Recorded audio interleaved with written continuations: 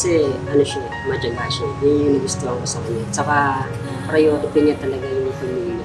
Lalo na yung nagkaanak kami. Gusto niya kasi may baby.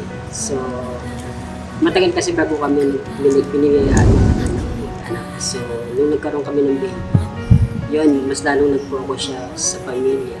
Mas gusto niya laging, kumbaga, ano siya, gusto niya talaga mag-alaga ng baby. So, nung nagkaanak na kami, yun, yung kung napatunayan na talagang ano siya, mother figure. Nitong aking puso. Kakasal, halo-halo, masaya, kinakabahan. Pero syempre, mas nangingibago sa akin yung saya kasi ito yung pinakahintay ko. Syempre, pinakahintay ng mga babae na katulad naman na gusto ni kasal. Kasama, ikaw na lang ang siyang kulay sa buhay kong ito. Pangarap ko ang ibigin ka.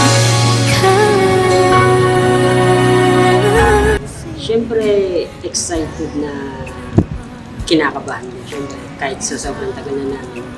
Siyempre naman, masarap din sa pili. Siyempre, kakasal kami. Unang plano kasi, hindi naman ganun ka, bongga. Hindi naman napunta pa kami ngayon sa simbahan. So, napakasarap ng pili na kaming dalawa yung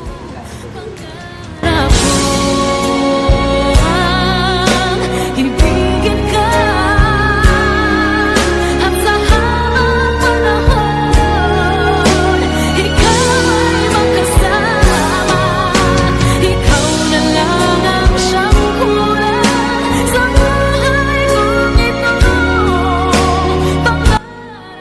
Nung mga down ako, siya talaga ang kasama ko. Siya yung laging nag-aab sa akin. At saka never niya akong iniwan at never niya pinaramdam sa amin na yung pain.